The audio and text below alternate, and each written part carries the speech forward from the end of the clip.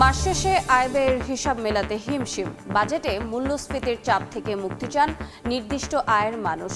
শিক্ষা স্বাস্থ্যে বরাদ্দ বাড়ানোর প্রত্যাশা। বাংলাদেশি সন্দেহে পশ্চিমবঙ্গে হোল্ডিং সেন্টারে অনেকে। পুশিন ঠেকাতে সীমান্তে কড়া অবস্থানে বিজিবি। ২৬ জেলায় বাড়তি সতর্কতা, নজরদারি ও টহল জোরদার। রেকর্ড তাপমাত্রা, খরা ও অতিবৃষ্টির মধ্যে এল নিনো নিয়ে উদ্বেগ। বিরূপ আবহাওয়ায় জনস্বাস্থ্যে মারাত্মক প্রভাব, ছড়িয়ে পড়তে পারে নতুন নতুন রোগ, শঙ্কা আছে মহামারীরও। হরমুজে মার্কিন সামরিক হেলিকপ্টার ভূপাতিত। জবাবে ইরানে দফায় দফায় হামলা যুক্তরাষ্ট্রের। ভূখণ্ডের কাছ থেকে বিদেশি বাহিনীকে দ্রুত সরে যেতে সতর্ক বার্তা তেহরানের। এবং মাঠে নেমে মেসির গোল, আইসল্যান্ডকে বড় ব্যবধানে হারালো আর্জেন্টিনা। ২ জয়ে বিশ্বকাপের প্রস্তুতি সারলো আলবিসেলেস্তেরা। অপেক্ষা এখন শিরোপা ধরে রাখার মিশন শুরু। সময় সংবাদের সঙ্গে আছি আমি রোজা চৌধুরী। শুরুতেই বাজেটের খবর।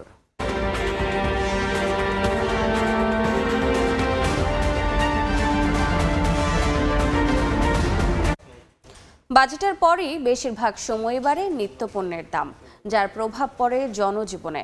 তাই শ্রমিক, ছাত্র থেকে খেটে খাওয়া সাধারণ মানুষ সবারই চোখ বাজেটে। তারা চান শুধু শান্তিতে বেঁচে থাকার নিশ্চয়তা, একই সঙ্গে ভবিষ্যৎ প্রজন্মের সুরক্ষায় শিক্ষা ও স্বাস্থ্য খাতে বরাদ্দ বাড়ুক, এমন দাবি তাদের। সাইফুল ইসলামের রিপোর্ট। জীবিকার টানে নরসিংদী থেকে সপ্তাহে কয়েকদিনের জন্য রাজধানীতে আসেন মোহাম্মদ আলী। ৩ চাকার রিকশার প্যাডেলে চলে তার সংসার। জিডিপি, মূল্যস্ফীতি এসব তথ্য বোঝেন না মোহাম্মদ আলী। তার কাছে বাজেট মানে বাজারের ফর্দের সাথে মিলুক প্রতিদিনকার খরচের হিসাব। জিনিসপত্রের দাম বেশি। ওই কালকা ৪০০ টাকার কাম করছি, ১০০ টাকা গাড়ি জমা, ৩০০ টাকা তাই ৩০০ টাকা তো আমারও না, তো আমার ফ্যামিলি খাইব কি? আয় ব্যয়ের সাথে মাসের হিসাব মেলে না চাকরিজীবী ও ছোট ব্যবসায়ী পরিবারের। তাদের উপর আছে ব্যক্তি আয়করের মতো প্রত্যক্ষ করের চাপও। যদিও ২০২৬-২৭ অর্থ বছরের বাজেটে তেমন বাড়ছে না করমুক্ত আয়সীমা। কর জিনিসটা স্কেল অনুযায়ী কমানোর দরকার আছে। এই পরিস্থিতিতে বাজারে গিয়ে চাপে পড়ছেন নির্দিষ্ট আয়ের মানুষ। তাই আসছে বাজেটে নিত্যপণ্যের দাম সাধ্যের মধ্যেই রাখাই তাদের প্রধান দাবি। আয়ের সাথে ব্যয়ের হিসাব তো আমাদের মেলে না, কারণ আমরা এখন যে দ্রব্যমূল্যের যুদ্ধ করছি তাতে তো আমরা চলতে পারি না। শিক্ষাখাত যেন উপেক্ষিত না থাকে এবারের বাজেটে, সে নিশ্চয়তা চায় শিক্ষার্থীরা। সরকারের ব্যয় হচ্ছে, ফ্যামিলি থেকে টাকা পয়সা খরচ করতেছে, কিন্তু যেই মূল চাহিদাটা আমাদের কোনো স্কিল শেখা হচ্ছে না। সরকারের এই স্কিল শেখার এদিকে বেশি নজর দেওয়া দরকার। বরাদ্দ বাড়ুক স্বাস্থ্য খাতে, এমন প্রত্যাশা সাধারণ মানুষের। তারা চান হাসপাতালগুলোতে চিকিৎসা সেবার নিশ্চয়তা। স্বাস্থ্য খাতে বাজেট আছে কিন্তু সঠিক ওষুধ পাচ্ছে না, চিকিৎসা পাচ্ছে না। 999-এ কল করলে অ্যাম্বুলেন্স আসে আমরা জানি, কিন্তু সেটা কতটুকু সময় আসে, এই আশাটা নিশ্চিত করা। দিন শেষে স্বস্তিতে ঘরে ফেরার নিশ্চয়তা চায় সাধারণ মানুষ। নাগরিক নিরাপত্তায় থাকুক পর্যাপ্ত বরাদ্দ। নিরাপত্তাহীনতায় আছি আমরা, ওই বিষয়গুলো বেশি। মানে আমার মনে হয় যে একটু আইন শৃঙ্খলা বাহিনী, তাদের ভিতরে শৃঙ্খলা বা তাদের চেইন অফ কমান্ড যেটা একটু বাড়ানো উচিত। জুলাই অভ্যুত্থানের পর যে বৈষম্যহীন বাংলাদেশের স্বপ্ন দেখেছিল মানুষ, নতুন সরকারের বাজেটে তার প্রতিফলন থাকুক এমন প্রত্যাশা সকলের। রিকশা চালক থেকে চাকরিজীবী, ব্যবসায়ী বা উদ্যোক্তা, সকলেরই প্রত্যাশা ২০২৬-২৭ অর্থ বছরের বাজেট হবে জনবান্ধব ও বাস্তবমুখী।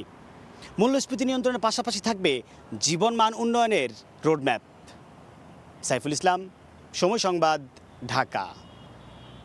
বাংলাদেশি সন্দেহে পশ্চিমবঙ্গে হোল্ডিং সেন্টারে রাখা হচ্ছে নারী পুরুষদের। এদিকে পুশিন ঠেকাতে সীমান্তে কড়া অবস্থানে রয়েছে বিজিবি। ২৬ জেলায় নেওয়া হয়েছে বাড়তি সতর্কতা। দিনরাত সীমান্তে চলছে বিজিবির টহল ও কড়া নজরদারি। বিএসএফের অবৈধভাবে ঠেলে পাঠানোর চেষ্টা ব্যর্থ করতে মরিয়া স্থানীয়রাও। অভিযোগ উঠেছে বেনাপোল সীমান্তের ওপারে বেশ কয়েকজন ভারতীয়কে বাংলাদেশি উল্লেখ করে ঠেলে পাঠাতে হোল্ডিং সেন্টারে জড়ো করছে বিএসএফ। ঠেকাতে জনবল বাড়িয়েছে বিজিবি। অন্যদিকে লালমনিরহাট সীমান্তে পুশিনের চেষ্টায় বাধার মুখে পিছু হটেছে ভারতীয় বাহিনী। এছাড়া পঞ্চগড় সহ ২৬ জেলায় বাড়তি সতর্কতা নেয়ার পাশাপাশি চালানো হচ্ছে সচেতনতামূলক প্রচারণা।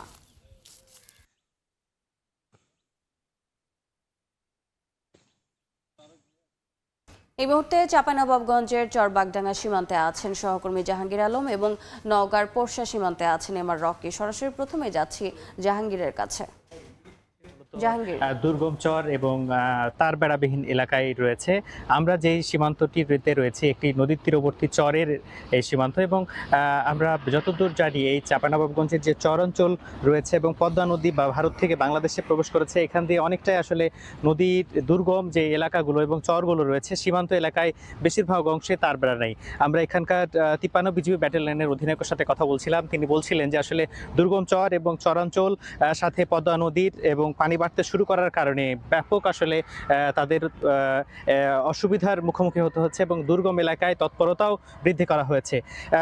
গত কয়েকদিন ধরে বিজিবির যে তৎপরতা এটি আমরা এই চরাঞ্চলেও আমরা দেখতে পাচ্ছি। তারা আসলে বিভিন্নভাবেই স্থানীয় গ্রামবাসী, চরাঞ্চলে যে সমস্ত গ্রামবাসী রয়েছে তাদেরকে নিয়ে ব্যাপক তৎপরতা বাড়িয়েছে, সতর্ক অবস্থান নিয়েছে। দিনের বেলা বিভিন্নভাবে ড্রোন ক্যামেরা এবং বাইনোকুলার দিয়ে আসলে নজরদারি করা হচ্ছে। পাশাপাশি রাতের বেলাতেও নাইট ভিশন ক্যামেরা দিয়ে এই তৎপরতা বৃদ্ধি করেছে। গ্রামে গ্রামে মাইকিং করছে এবং বিভিন্নভাবে এই এলাকার বাসিন্দাদেরকে সচেতন করার চেষ্টা করা হচ্ছে এবং তারাও আসলে সতর্ক অবস্থায় রয়েছে। এই 53 বিজিবি ব্যাটালিয়নের অধীনে যেই 12 কিলোমিটার এলাকা রয়েছে পদ্মা নদী তীরবর্তী, এর বেশিরভাগ অংশে মূলত তার বেড়া নেই। সেই সুযোগে আসলে ভারতের যে বিএসএফের অপতৎপরতা এবং পুশিনের যে চেষ্টা সেটি আসলে হওয়ার একটি সম্ভাবনা থেকেই মূলত এই চরাঞ্চল এবং নদী তীরবর্তী এলাকাগুলোতে আসলে ব্যাপক তৎপরতা বৃদ্ধি করেছে বিজিবি। তো সীমান্তের আরো খবর যাতে আমরা যাব নওগাঁয়, সেখানে রয়েছেন আমাদের সহকর্মী এমআর রকি। নওগাঁর সীমান্ত রয়েছে 156 কিলোমিটার। এই 156 কিলোমিটার সীমান্ত জুড়েই কিন্তু এই মুহূর্তে বাড়তি সতর্কতায় নেওয়া হয়েছে এবং চলতি সপ্তাহে এসে বিএসএফ এর যে অতিরিক্ত অপতৎপরতা, এই অপতৎপরতা একদিকে চলতি সপ্তাহে 17 জনকে সাপাহার সীমান্ত পয়েন্ট দিয়ে পুশিং করা হয়েছিল। পরবর্তী ধাপে কিন্তু সেটি আবার পুশব্যাক করা হয়েছে এবং পোরশা সীমান্তে যেটি, এখানেও প্রায় 25 জনের মতো একটি পুশিং করানোর জন্য গেল 2 রাত ধরে কিন্তু অপতৎপরতা চালিয়েছে বিএসএফ এর পক্ষ থেকে। এই তৎপরতা রোধে কিন্তু বিজিবি পাশাপাশি গ্রামবাসীর সতর্কতা কিন্তু এই মুহূর্তে ব্যাপকভাবে আমরা লক্ষ্য করছি এবং বিজিবির পক্ষ থেকে যেটি জানানো হয়েছে, সীমান্তের প্রতিটি কোনায় কোনায় কিন্তু একটা সর্বোচ্চ পরিমাণে তাদের শক্ত নজরদারি বিএসএফ তাদের এই পুশিং তৎপরতার মাধ্যমে বাংলাদেশ ঠেলে দেওয়ার যে চেষ্টা সেটি যেন করতে না পারে সেই দিকটাই কিন্তু সর্বোচ্চ গুরুত্ব দেওয়া হয়েছে।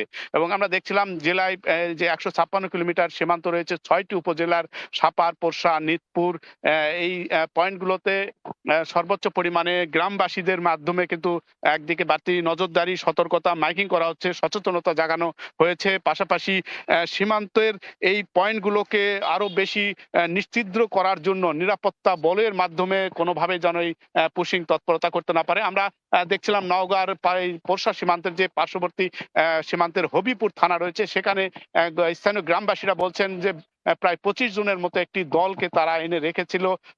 গত 2 দিন আগে রাতে তারা এই তৎপরতা চালিয়েছে। পরের ধাপে কিন্তু কৌশল তারা চেঞ্জ করেছে বা পরিবর্তন করে অন্যদিকে আবার ডাইভার্ট করছে। এইভাবেই বিএসএফ বিভিন্নভাবে কৌশলের আশ্রয় নিচ্ছে এবং একদিকে তারা বিভিন্নভাবে কিন্তু আলো জ্বালিয়ে আতঙ্ক সৃষ্টি করছে, আবার অন্য দিক দিয়ে কিন্তু এই পুশিং এর যে তৎপরতা সেটা চালানোর জন্য আবার তাদের লক্ষ্য রেখেছে। এরকম একটি কৌশলী বিদ্যা তারা প্রয়োগ করছে। বিজিবিও কিন্তু এই দিক থেকে সর্বোচ্চ পরিমাণে তাদের যে নজরদারি যেভাবেই হোক কোনোভাবে যেন এই বাংলাদেশের দিকে বাংলাদেশি তকমা দিয়ে যাদেরকে ইন্ডিয়া থেকে এই মুহূর্তে ঠেলে দেওয়ার চেষ্টা সেটি যেন করতে না পারে, এই বিষয়টিকে নিয়ে কিন্তু কথা বলছেন, স্থানীয় গ্রামবাসীকে সতর্কতার মধ্যে রেখেছেন এবং এই কোনোভাবে যেন এই প্রক্রিয়া পুশিং তৎপরতা করতে না পারে সেটিকে এখন সর্বোচ্চ গুরুত্ব দেওয়া হচ্ছে সীমান্ত এলাকাগুলোতে।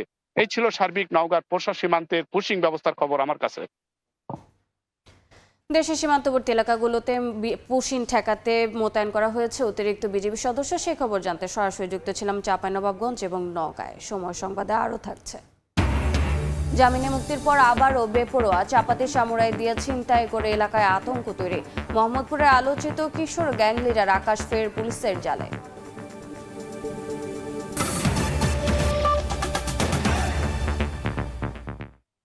রেকর্ড ভাঙা তাপমাত্রা, দীর্ঘস্থায়ী খরা আর অস্বাভাবিক বৃষ্টিপাতের মধ্যেই বাড়ছে এল নিনো নিয়ে উদ্বেগ। বিশেষজ্ঞরা বলছেন জলবায়ু পরিবর্তনের সঙ্গে যুক্ত এই প্রাকৃতিক ঘটনা শুধু আবহাওয়াকে নয়, প্রভাব ফেলতে পারে জনস্বাস্থ্যের ওপরও। বাড়তে পারে তাপজনিত ও মশাবাহিত ও পানিবাহিত রোগের ঝুঁকি, এমনকি ভবিষ্যতে নতুন ধরনের রোগের প্রাদুর্ভাব সহ মহামারীর আশঙ্কাও উড়িয়ে দিচ্ছেন না তারা। অনুপ দত্তের ছবিতে আবু সাইদ নিশানের প্রতিবেদন।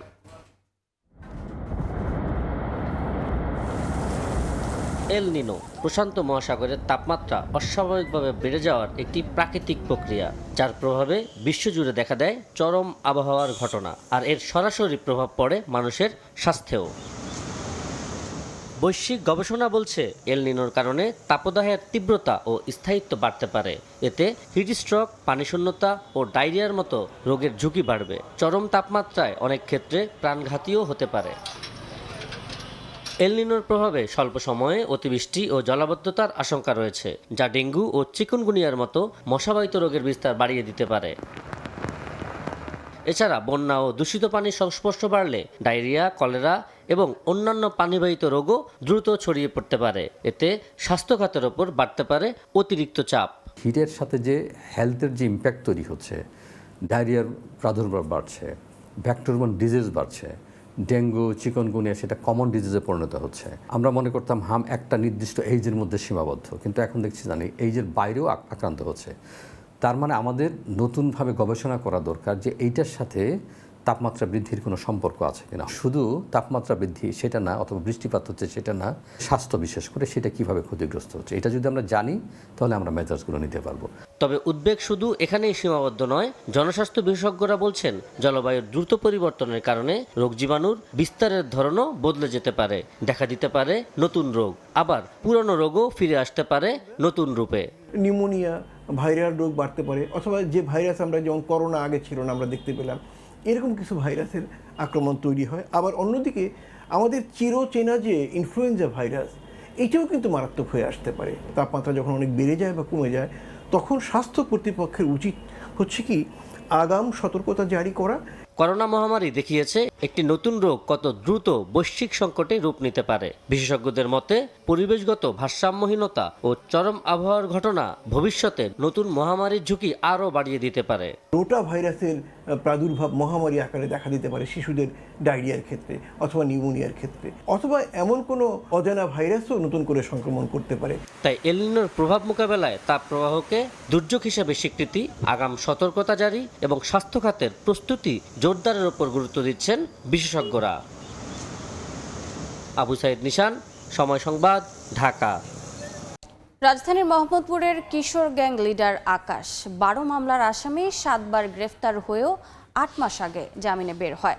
চাপাতি সামুরাই দিয়ে কুপিয়ে ছিনতাই করে আবারও আতঙ্ক ছড়ায় মোহাম্মদপুরে। ধরন পাল্টে এবার ছিনতাই করে অন্য এলাকায় গিয়ে গা ঢাকা দেয় সে। তবে শেষ রক্ষা হয়নি। সাভারে অভিযান চালিয়ে দুর্ধর্ষ এই ছিনতাইকারীকে 2 সহযোগী সহ গ্রেফতার করেছে পুলিশ। মাসুদুর রহমানের রিপোর্ট।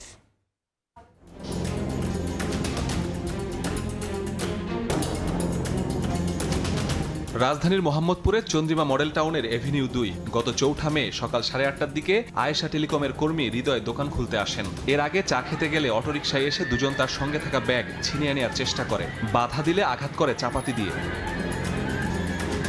ব্যাগ ছিনিয়ে পালিয়ে যায় ছিনতাইকারীরা। কিছু বুঝে উঠতে না পেরে রিকশার পেছন পেছন ছুটতে থাকেন হৃদয়। পরে থানায় অভিযোগ করেন দোকানে 2 লাখ টাকা ছিনিয়ে নিয়েছে তারা। চুরি টুরি দেখাইয়া মোবাইল টোবাইল টাকা পয়সা নিয়ে গেছে। রিস্কও আটকাইতে চাইছিল, পরে আর আটকাইতে পারে না। পাশের নবীনগর হাউজিংয়ে 17 মে বিকেলে একটি কুরিয়ারের গাড়ি আটকে দেয় ছিনতাইকারীরা। এ সময় কুরিয়ার কর্মীর সঙ্গে থাকা 25,000 টাকা ও মোবাইল ছিনিয়ে নেওয়া হয়। পুরো দৃশ্য ধরা পড়ে গাড়ির ক্যামেরায়। টাকা নিছে, গাড়ি থেকে সেট নিয়ে গেছে। চন্দ্রিমা মডেল টাউন ও বসিলা গার্ডেন সিটির সংযোগস্থল হাক্কারপাড় ব্রিজ। সহজে বসিলায় যাওয়ার জন্য এ বাঁশের ব্রিজ ব্যবহার করতে গিয়ে সবাই প্রায় পড়েন বিপদে। ছিনতাইয়ের আরেক হটস্পট তুরাগ নদীর ওয়াকওয়ে। চাবাড়ি লয়ে ছুরি লয়ে আয়া মনে করেন যে চেকমেক যে টাকা পয়সা যা থাকে লয়ে যায় গাড়ি। এই শর্টকাট হওয়ার কারণে মানুষ এদিক দিয়ে যাতায়াত করে। তো এই যাতায়াতের কারণে যদি মানুষের ভোগান্তিতে শিকার হয়, এটা নিশ্চয়ই ভালো কিছু নয়। মোহাম্মদপুরে Nabinagar housing, Chandrima model town, Hakkarpar bridge, Basila garden city, Turag নদীর এই ওয়াকওয়ে সহ বিভিন্ন এলাকায় একের পর এক ছিনতাই অতিষ্ঠ এসব এলাকার মানুষ। মাঝে মাঝে ছিনতাইকারী গ্রেফতার হলেও বেশিরভাগই থাকছে ধরাছোঁয়ার বাইরে। এলাকাবাসীর ধারণা বড় কোনো গ্যাং এসব ঘটনার সাথে জড়িত। এখন প্রশ্ন হচ্ছে, আইন শৃঙ্খলা বাহিনী কি সেই গ্যাংকে খুঁজে বের করতে পারবে, নাকি চলতেই থাকবে এরকম বেপরোয়া ছিনতাই? গত মাসে একাধিক ছিনতাইয়ের সিসিটিভি ফুটেজ নিয়ে কাজ শুরু করে বসিলা পুলিশ ক্যাম্প। ফুটেজ দেখে পুলিশ জানতে পারে এসব দুর্ধর্ষ ছিনতাইয়ে হাত রয়েছে আকাশ গ্রুপের। আকাশ ছাড়াও শনাক্ত করা হয় মাওরা সোহেল, কোবরা, ইউনুস, রবিন, উদয়, আরাফাত সহ বেশ কয়েকজনকে। শুরু হয় অভিযান। অভিযানের মুখে এলাকা ছাড়ে আকাশ। পরে খবর আসে আকাশ দলবল সহ আত্মগোপনে আশুলিয়ায়। পরে অভিযান হয় সেখানে। গ্রেফতার করা হয় আকাশ ও তার সহযোগী রবিন ও আরাফাতকে। পুলিশ জানায় আকাশের নামে ডাকাতি, ছিনতাই, মাদক সহ 12টি মামলা আছে। একাধিকবার গ্রেফতারও হয়েছে সে। হুট করে এই এলাকায় আসে একটা ঘটনা ঘটে আবার বিভিন্ন এলাকায় চলে যায়। আমরা আমাদের যে কলা কৌশল, আমাদের যে তথ্য প্রযুক্তি, আমাদের যে ম্যানুয়াল সোর্সিং আছে, আমরা এটার মাধ্যমে আইডেন্টিফাই করে তাদেরকে আইনের আওতায় নিয়ে আসবো। আকাশের বাকি সহযোগীদের ধরতে অভিযানে পুলিশ। মাসুদুর রহমান, সময় সংবাদ, ঢাকা। বগুড়ায় গত 5 মাসে 39টি হত্যাকাণ্ড হয়েছে। এতে নিরাপত্তা নিয়ে স্থানীয়দের মাঝে তৈরি হয়েছে চরম উদ্বেগ। বিশেষজ্ঞরা বলছেন পরিস্থিতি নিয়ন্ত্রণে আইন শৃঙ্খলা বাহিনীর তৎপরতা বাড়ানোর পাশাপাশি প্রয়োজন অপরাধীদের দৃষ্টান্তমূলক শাস্তি। তবে বেশিরভাগ ঘটনায় দায়ীদের চিহ্নিত করে আইনি ব্যবস্থা নেওয়ার কথা জানিয়েছে পুলিশ। শাহাদুল ইসলামের ক্যামেরায় আব্দুল্লাহ আলীর রিপোর্ট। বগুড়ায় গত 31 মে রাতে কর্মস্থল থেকে ফেরার পথে ব্যবসায়ী ফারহান তানভীরকে গাড়ি থেকে নামিয়ে ছুরিকাঘাত করে কিশোর গ্যাংয়ের 3 সদস্য। ঘটনার 10 দিন পেরিয়ে গেলেও এখনো কাউকে আটক করা যায়নি। তানভীর বেঁচে ফিরলেও ভাগ্য সুপ্রসন্ন ছিল না স্কুল শিক্ষার্থী সামিউল সিয়ামের। গত 17 এপ্রিল শহরের শাকপালায় কিশোর গ্যাংয়ের সদস্যরা তাকে ছুরিকাঘাতে হত্যা করে। একমাত্র সন্তানের পড়ার টেবিলের বই খাতা আর খেলার সরঞ্জামে এখন দিনমজুর মা শিরিন বেগমের বেঁচে থাকা স্মৃতি। কোনো কথাবার্তা বাদ দিয়েই এসে আমাকে এলোপাথারিভাবে চাকু মারতে থাকে। আমাকে 3টা কি 4টা স্ট্যাপ করছে। পুলিশ কোনো কিছু করেও নাই, তাদের শনাক্ত করে দিছে আমার সব বন্ধু বান্ধব ভাই। 7 দিনের মতো হয়ে যাচ্ছে, পুলিশের কোনো তৎপরতা দেখছি না আমরা। পাইছি আমাকে কে জানি ডায়াবেটিস পার্কে চাকু মারছে। আমি শুনে আমি যে কেমনে হাঁটে গেলাম, কেমনে কি করলাম, আমি কিছুই বলতে পারি না। আমি আমার সন্তানের ন্যায্য বিচার চাই। আমার সন্তানকে যারা যেমন করে মারছে আমিও তাদের তেমনই বিচার চাই। পুলিশের তথ্য বলছে শুধুমাত্র বগুড়া শহরে সক্রিয় অন্তত 15টি কিশোর গ্যাং। এইসব গ্যাংয়ের নেতৃত্বে অন্তত 40 জন চিহ্নিত সন্ত্রাসী, যাদের বিরুদ্ধে রয়েছে হত্যা, মাদক, চাঁদাবাদী সহ বিভিন্ন মামলা। পুলিশ জানায় 2021 থেকে 2026 সালের মে পর্যন্ত 5.5 বছরে জেলায় ঘটেছে 430টি হত্যাকাণ্ড। এর মধ্যে চলতি বছরের প্রথম 5 মাসে হত্যার ঘটনা ঘটেছে 39টি। একই সঙ্গে ধারালো অস্ত্রের আঘাতে আহত হয়ে হাসপাতালে চিকিৎসা নেন অন্তত 100 জন। এসব মামলায় এখন পর্যন্ত চার্জশিট হয়েছে 239টি। 59টি মামলায় এসেছে পূর্ণাঙ্গ প্রতিবেদন। বিশ্লেষকরা বলছেন আইনের কঠোর প্রয়োগ ও দ্রুত বিচার না হওয়ায় বেপরোয়া হয়ে উঠছে অপরাধীরা। অপরাধ একজন করলে যদি সেই মতো রাষ্ট্রযন্ত্র যদি সে অপরাধের শাস্তি না দেয় বা যথাযথ দৃষ্টান্তমূলক উদ্যোগ না নেয়, তাহলে অন্যদেরও অপরাধ করার একটা টেন্ডেন্সি তৈরি হয়। পৃথিবীর সব দেশই এই অপরাধ প্রবণতা থেকে মুক্ত হয়েছে এইভাবে। রাষ্ট্রযন্ত্র একদিকে শাস্তির ব্যবস্থা করা, অন্যদিকে একটা সংস্কৃতি তৈরি করা, যার মধ্য দিয়ে অপরাধকে আস্তে আস্তে কমিয়ে আনা যায়। এখনও বগুড়ায় আইন শৃঙ্খলার যে অবস্থাটা আছে সেটা অন্যান্য এলাকার তুলনায় অনেক ভালো আছে। এখানে ডাকাতির সংখ্যা কম, চুরির সংখ্যা কম, মার্ডারের সংখ্যা কিছুটা বৃদ্ধি পেলেও সেটাকেও কন্ট্রোল করার জন্য চেষ্টা করা হচ্ছে। এর সঙ্গে সামাজিক সচেতনতা বৃদ্ধি যদি না করা যায়, পরিবারগুলিকে যদি এখানে মানে তাদের যে একটা দায়িত্ব, সেই ব্যাপারটাই যদি অ্যাওয়ারনেস তাদের মাঝে না নিয়ে আসা যায়, তাহলে এটাকে কন্ট্রোল করা মোটেও সম্ভব হবে না। তবে বেশিরভাগ ঘটনায় দায়ীদের চিহ্নিত করে আইনি ব্যবস্থা নেওয়ার কথা জানিয়েছে পুলিশ। কত ধরনের ঘটনা ঘটছে বা মার্ডার বা খুন যেগুলো হয়েছে অপরাধ প্রদর্শন, সেগুলো আমরা মোটামুটি আনডিটেক্ট নেয়, আমরা সেগুলো মামলা রহস্য উদ্ঘাটন হয়েছে এবং আমরা আসামি গ্রেফতার করেছি। গত বছরের 26 জুলাই জেলা পুলিশের সদস্যরা একাধিক টিমে বিভক্ত হয়ে শহরের বিভিন্ন মার্কেটে একযোগে অভিযান চালিয়ে উদ্ধার করেছিল 810টি অত্যাধুনিক বার্মিস ও চাইনিজ চাকু। আব্দুল আউয়াল, সময় সংবাদ, বগুড়া। সময় সংবাদে আরও থাকছে। কাল মধ্যরাতে শেষ হচ্ছে সাগরে মাছ ধরায় 2 মাসের নিষেধাজ্ঞা। উপকূল জুড়ে কর্মচাঞ্চল্য। দীর্ঘদিন পর আবারও সমুদ্রে নামতে প্রস্তুত জেলেরা। পর্যাপ্ত মৎস্য আহরণের আশা। রাজশাহীতে প্রতি বছর দীর্ঘ হচ্ছে সড়ক দুর্ঘটনায় মৃত্যুর মিছিল। গত 1 বছরে জেলা ও মহানগরে 169টি দুর্ঘটনায় প্রাণ হারান 160 জন। আহত শতাধিক। পুলিশ জানিয়েছে সড়ক দুর্ঘটনা কমাতে নেওয়া হয়েছে নানা উদ্যোগ। আব্দুল সালামের ছবিতে মওদুদ রানার প্রতিবেদন। গত 5 মে রাজশাহী নাটোর মহাসড়কের পুঠিয়ার বিড়ালদহ এলাকায় ডাম্প ট্রাকের ধাক্কায় নিহত হন এক দোকানি। ক্ষুব্ধ হয়ে দুটি ট্রাকে আগুন দেয় স্থানীয়রা। এর আগে 1 জানুয়ারি বালুবাহী ট্রাক নিয়ন্ত্রণ হারিয়ে একই সড়কের ঝলমলিয়া বাজারে হঠাৎ ঢুকে পড়লে প্রাণ হারান 4 জন। 26 জানুয়ারি পোল্লাপুকুরে বাস অটোরিকশার সংঘর্ষে নিহত হন 3 জন। পুলিশের তথ্য বলছে গেল 1 বছরে জেলায় 135টি এবং মহানগরে 34টি দুর্ঘটনা ঘটেছে। এতে নিহত হন 160 জন। মামলা হয়েছে 169টি। দুর্ঘটনার অর্ধেকই মোটরসাইকেল দুর্ঘটনা, আর 40টি ঘটেছে ট্রাকের কারণে। ডাম্প ট্রাকগুলো বেপরোয়া চলে, যার কারণে তাদেরকে আমরা কঠোরভাবে এর জন্য প্রত্যেকটা গাড়ি আমরা ভালো মতন চেক করে মামলা দিই এবং তাদের নিয়ে বিভিন্ন মিটিংও করেছি। তো দুর্ঘটনা আসলে সব গাড়িতেই হয়, কিন্তু ইদানিং ডাম্প ট্রাকের প্রতি মানুষের একটু ক্ষোভ কয়েকটা দুর্ঘটনার কারণে। অধিক গতি, ট্রাফিক আইন না মানার প্রবণতা, অদক্ষ চালক, ফিটনেসবিহীন যানবাহন ও সড়কে ব্যাটারি চালিত রিকশার বেপরোয়া চলাচল দুর্ঘটনার কারণ বলছেন সংশ্লিষ্টরা। ডাম্প ট্রাকে যখন ওভারলোড নেয় তখন কন্ট্রোল করতে খুব সমস্যা হয় ড্রাইভারদের, যার কারণে আপনার দুর্ঘটনা ঘটে থাকে। তারা ডাম্প ট্রাকের উপর কোনো প্রোটেকশন না দিয়ে নিয়ে আসে, তখন ওই ধুলাবালি পড়ে। আমি এইভাবে বেশ কয়েকবার অ্যাক্সিডেন্টের সম্মুখীন হয়েছি এবং দেখছি। অন্য অন্য গাড়ির চান এই ডাম্প ট্রাকটাই হলো মেন। এই ট্রাকটা মানে চলা খুব গতি খারাপ। কোনো দুর্ঘটনা ঘটলেই যে গাড়িগুলো পুড়াই দিবে এটা আমরা মানব না। আর দ্বিতীয় কথা হচ্ছে যে গাড়িগুলো যে রোডে চলছে, শুধুমাত্র কি ড্রাম গাড়ি অ্যাক্সিডেন্ট করছে, বাস অ্যাক্সিডেন্ট করে, প্রাইভেট কার অ্যাক্সিডেন্ট করে, বেপরোয়া মোটরসাইকেলগুলো অ্যাক্সিডেন্ট করে।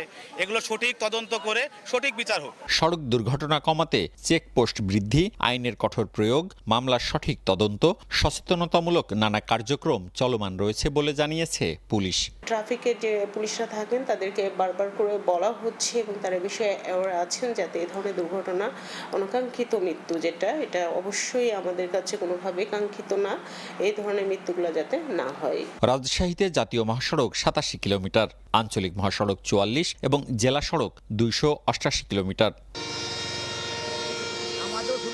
মওদুদ রানা, সময় সংবাদ, রাজশাহী।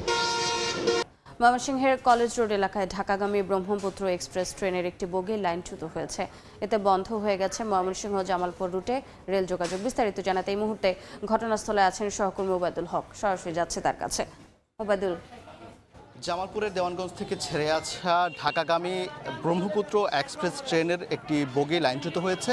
এতে করে জামালপুর ময়মনসিংহ যে রেলপথ রয়েছে সেই রেলপথের যোগাযোগ বিচ্ছিন্ন হয়ে গেছে এবং এখনো পর্যন্ত 1 ঘন্টার বেশি সময় অতিবাহিত হয়েছে। তবে এখনো পর্যন্ত উদ্ধারকারী যে ট্রেন সেটি কিন্তু এখানে এসে পৌঁছায়নি। এটি ঘটনাটি ঘটেছে আজকে 9:15টার দিকে এই ময়মনসিংহ নগরীর যে ইটাখলা রোড এলাকা রয়েছে, এই ইটাখলা এলাকা রোডে এখানে মূলত এই ব্রহ্মপুত্র এক্সপ্রেস ট্রেনের যে পাওয়ার কার রয়েছে, এই পাওয়ার কারের পেছনের দুটি পাওয়ার কারের যে বগিটি রয়েছে, এই বগিটির পেছনের দুটি চাকা লাইনচ্যুত হয় এবং প্রায় লাইনচ্যুত হওয়ার প্রায় আধা কিলোমিটার সামনে সেই ট্রেনটি সেই লাইনচ্যুত অবস্থায় আসে এবং পেছনের যে একটি ব্রিজ রয়েছে সেই ব্রিজটি কিন্তু ক্ষতিগ্রস্ত হয়েছে এবং আমরা সেটিও দেখিয়েছি। তবে যারা রেলওয়ে সংশ্লিষ্ট রয়েছেন তারা জানিয়েছেন যে ময়মনসিংহ নগরের যে কেওয়াটখালীর লোকোশেড রয়েছে সেখান থেকে উদ্ধারকারী ট্রেন ইতিমধ্যে রওনা হয়েছে এবং তারা এসে এই বগিটি উদ্ধার করবে। তবে এই পাওয়ার কারের সামনে যে ইঞ্জিন সহ 9টি বগি রয়েছে সেই 9টি বগি এখান থেকে ছেড়ে গেছে ময়মনসিংহ রেলওয়ে স্টেশনে। ইতিমধ্যে সেই ইঞ্জিন সহ 9টি বগি রয়েছে। তবে ইতিমধ্যে এই পাওয়ার কার সহ 5টি বগি কিন্তু এখানেই এই যে লাইনচ্যুত জায়গাটি রয়েছে ইটাখলা রুট এখানেই কিন্তু অবস্থান করছে এবং যারা যাত্রী রয়েছেন তারা অনেকেই অবস্থা বেগতিক দেখে তারা তাদের গন্তব্যের উদ্দেশ্যে এখান থেকে চলে গেছেন। তবে যারা এই ট্রেনটিতেই যাওয়ার চিন্তা করেছেন তারা কিন্তু এখনও বগিগুলোতে রয়ে গেছেন। তো এই ছিল ময়মনসিংহের ইটাখলা রুট থেকে ব্রহ্মপুত্র এক্সপ্রেস ট্রেনের যে লাইনচ্যুতের ঘটনা, সেই ঘটনার সবশেষ খবরাখবর। সরাসরি যুক্ত ছিলাম ময়মনসিংহ। দীর্ঘ 58 দিনের প্রতীক্ষার অবসান। সাগরে মাছ ধরার নিষেধাজ্ঞা শেষ হচ্ছে মধ্যরাতে। উপকূল জুড়ে ফিরেছে কর্মচাঞ্চল্য। নোঙর করা ট্রলারগুলোতে চলছে মেরামত, রং করা আর প্রয়োজনীয় সরঞ্জাম তোলার কাজ। জেলেদের প্রত্যাশা নিষেধাজ্ঞার সুফলে মিলবে পর্যাপ্ত মাছ, কাটবে আর্থিক সংকট। বিস্তারিত জানাচ্ছেন শিকদার জাবের হোসেন, ক্যামেরায় ছিলেন তৌকিব পেদা। সমুদ্র উপকূলে আবারও ফিরেছে কর্মচাঞ্চল্য। প্রায় 2 মাস ঘাটে নোঙর করে রাখা ট্রলারগুলোতে চলছে মেরামত, রং করা এবং ইঞ্জিন পরীক্ষা নিরীক্ষার কাজ।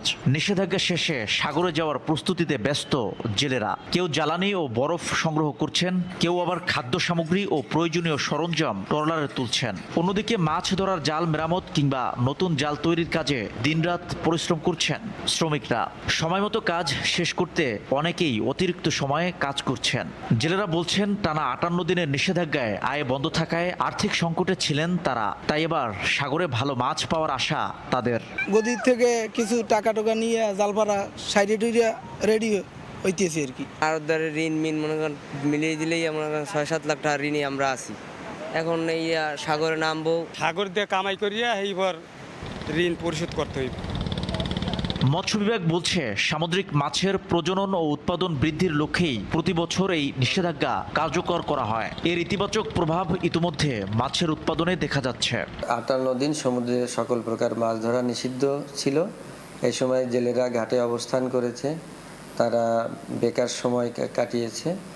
তবে আশা করছি এবার তারা যেভাবে এই আইন মান্য করে কার্যক্রম পরিচালনা করছে, তাতে অভিযান পরবর্তী সময়ে তারা পর্যাপ্ত পরিমাণ ইলিশ সহ অন্যান্য মাছ ধরতে পারবে। পটুয়াখালীতে নিবন্ধিত জেলের সংখ্যা প্রায় 80,000। এর বাইরেও রয়েছে প্রায় 1.5 লাখ অনিবন্ধিত জেলে। সরকারি নিষেধাজ্ঞার কারণে গত 15 এপ্রিল থেকে এভাবেই ঘাটে নোঙর করে আছে উপকূলের হাজারো জেলে ট্রলার। আগামী 11 জুন এই নিষেধাজ্ঞা উঠে যাওয়ার পর থেকেই সমুদ্রে নামবেন উপকূলের জেলেরা। শিকদার জাবির হোসেন, সময় সংবাদ, পটুয়াখালী। দেশের বাইরের খবর।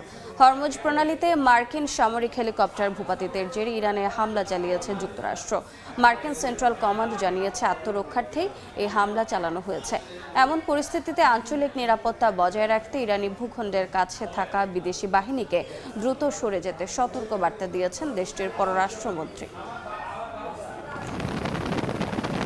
কৌশলগতভাবে গুরুত্বপূর্ণ হরমুজ প্রণালীতে সোমবার যুক্তরাষ্ট্রের একটি অ্যাপাচি হেলিকপ্টার ভূপাতিত হয়। মার্কিন প্রেসিডেন্ট ডোনাল্ড ট্রাম্প এই ঘটনার জন্য সরাসরি ইরানকে দায়ী করে হামলার জবাব দেয়া হবে বলে জানান, যদিও পরে সুর নরম করে বলেন ঘটনাটি আসলে ততটা বড় কোনো বিষয় নয়। তবে ট্রাম্পের এমন মন্তব্যের পরপরই ইরানে হামলা চালায় যুক্তরাষ্ট্র।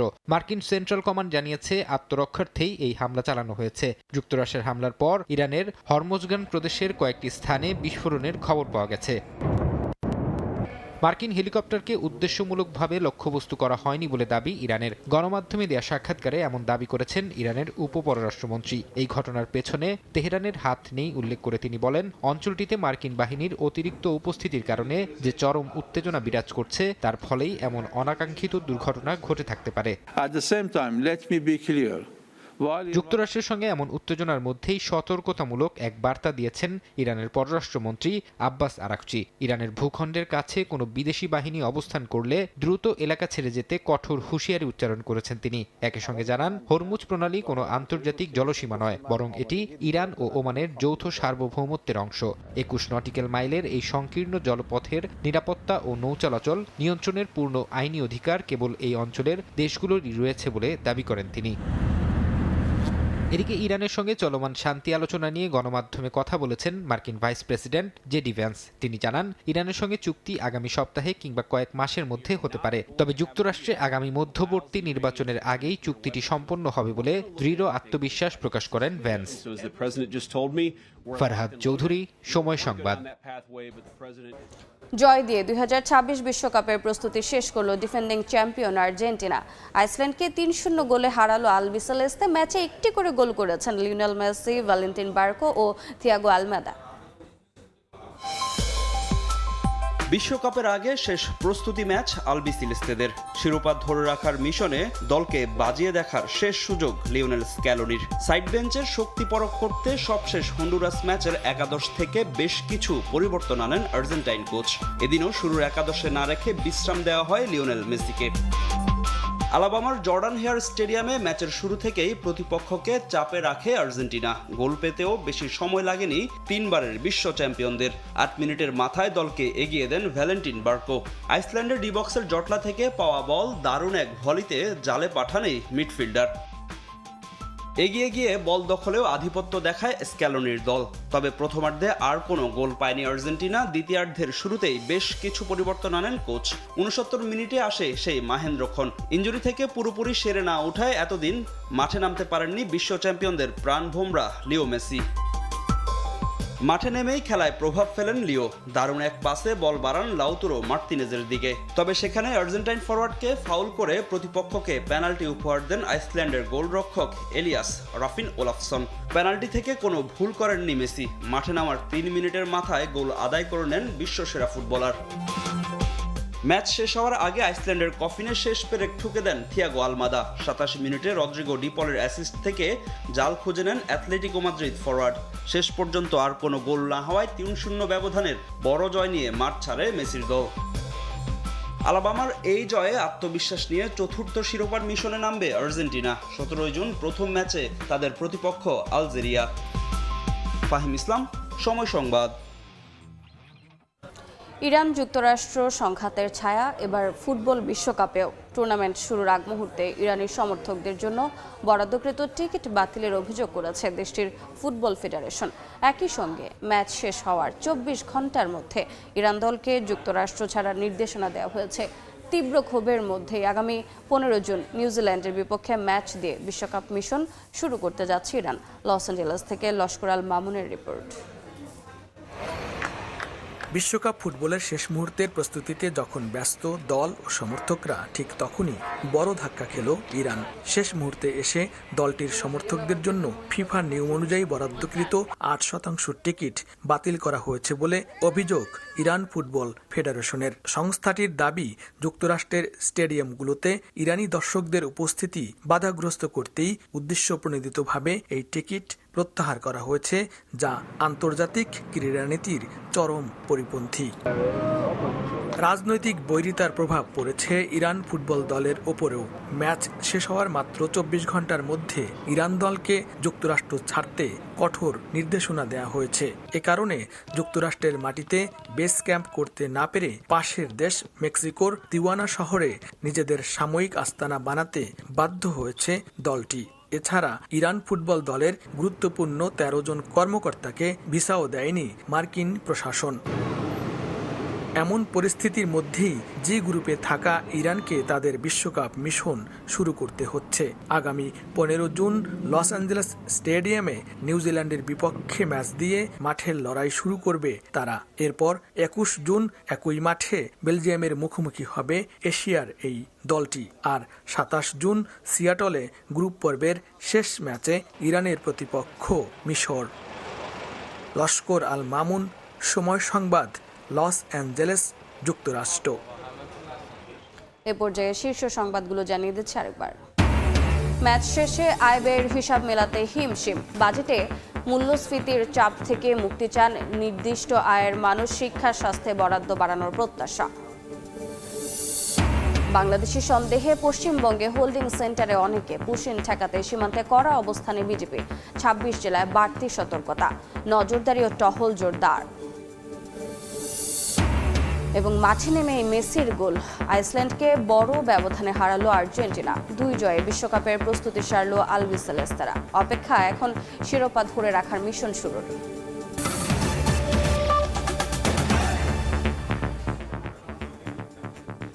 এ ছিল সকাল 10টার সময় সংবাদে। এ সময়ের বাণিজ্য নিয়ে আসছি কিছুক্ষণ পর। সঙ্গে থাকুন সময়ের।